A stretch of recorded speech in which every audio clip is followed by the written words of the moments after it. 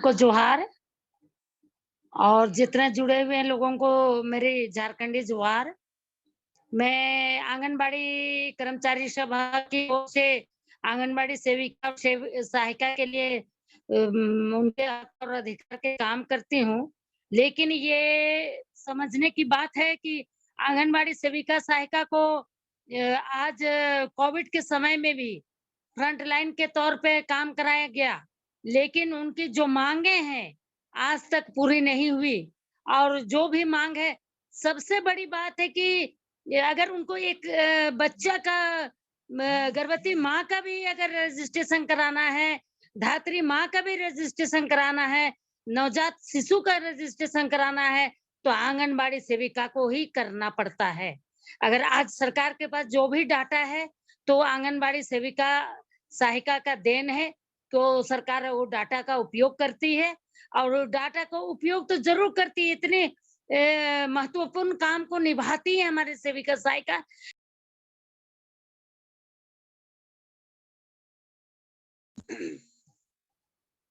वर्षों से इनकी जो माँग है, सबसे पहला माँग है कि केंद्र सरकार मात्र 4,000 रुपया देती है और झारखंड में स्टेट गवर्नमेंट को मिला करके मात्र 5900 रुपया है, जो आज का दिन में बहुत कम है। आज जो 6 घंटा ड्यूटी होती थी, आज उसको 12 घंटा भी 24 घंटा भी उनको ड्यूटी करना पड़ता है। अगर किसी महिला को गर्भवती महिला को अगर रात में भी अगर पेन हुआ, तो आशा वर्कर के साथ में आंगनबाड़ी सेविका को भी जाना पड़ता है। महत्वपूर्ण काम की जन्म प्रमाण पत्र, मृत्यु प्रमाण पत्र जो भी करना होता है, सारा डाटा कलेक्ट करके सरकार को उपलब्ध कराती हैं।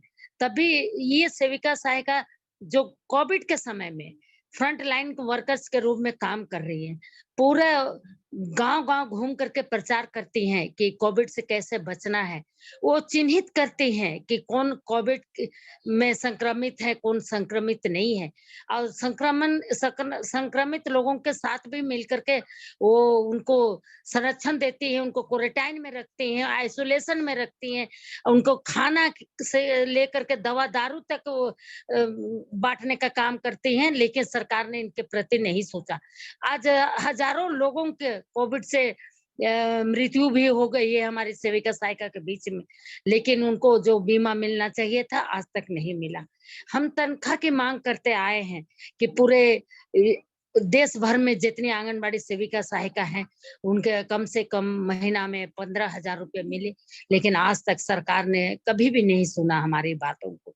हड़ताल किए, पूरे देश भर में आपको याद होगा, पूरा देश भर में हड़ताल चला और 3 दिन का आपका जंतर-मंतर में धरना प्रदर्शन रहा आंगनबाड़ी सेविका से 2.5 लाख लोग एक मुश्त जमा हुए, लेकिन सरकार का कान में जूं तक नहीं रहेगा। लाठी खाए, जेल गए, लेकिन सरकार का कान में जूं नहीं रहेगा। ये कैसी सरकार है ये नहीं समझ में आता है। काम लेने अगर जानती है सरकार तो काम के बदले में उसको जो मानदेय मिलता है, वो मानदेय मिलना चाहिए। आज भी आंगनबाड़ी वर्कर्स को मानदेय में बाँधा गया है। ये मानदेय कैसा मानदेय ये नहीं समझ में आता है कि उनका मिनिमम वेज भी नहीं है। मिनिमम वेजेस भी अगर रहती तो आज 15,000 रुपया होता। लेकिन अफ़सोस की बात है ना उनको बीमा है, ना स्वास्थ्य सुविधा है, ना किसी प्रकार की कोई सुविधा है। जो श्रम कानून है, इतना तक कि आंगनबाड़ी सेविका के प्रति श्रम कानून भी लागू नहीं होता है। बहुत अफ़सोस की बात है।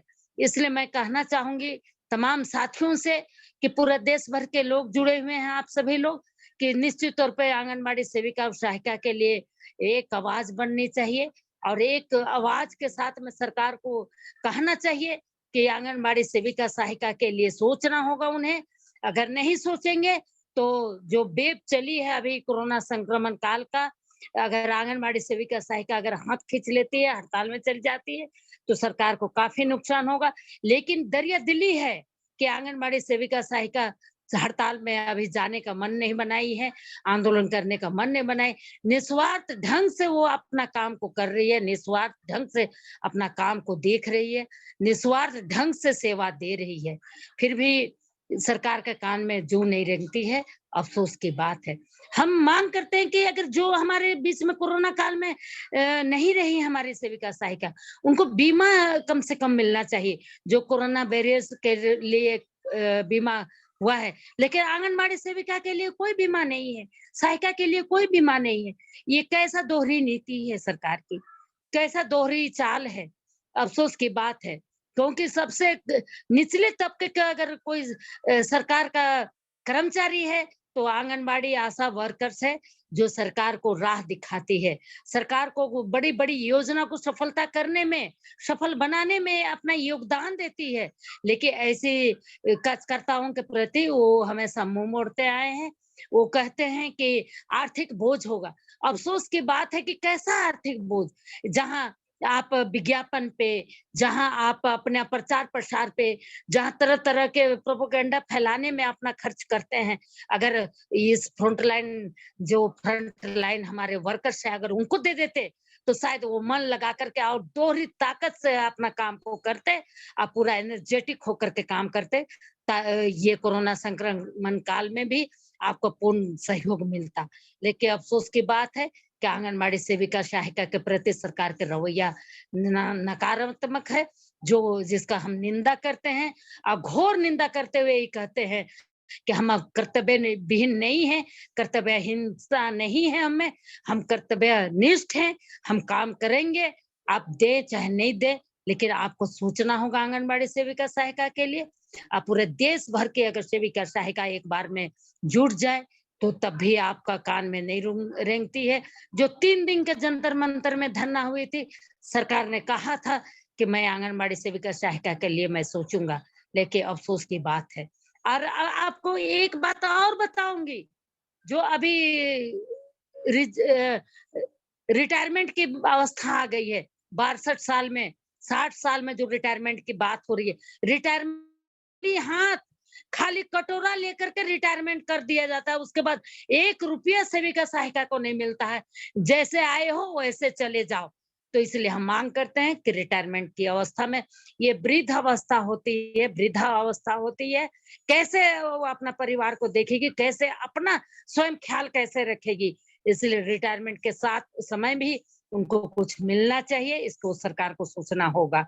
अगर नहीं सोचेंगे तो फिर ये महिलाओं के प्रति घोर अन्याय है और जो ये महिलाएं बर्दाश्त नहीं करेगी। जरूरत पड़ेगी तो अगर ये वेव जो चली है, दूसरी लहर जो चली है, इसको थोड़ा कमजोर होने देंगे। पूरे देश भर में हम आंदोलन चलाने का मूवमेंट जारी रखेंगे, ताकि सब कोई जुड़े, पूरा देश भर में अपना आवाज को बुलंद करे। धन्यवाद। बहुत बहुत धन्यवाद।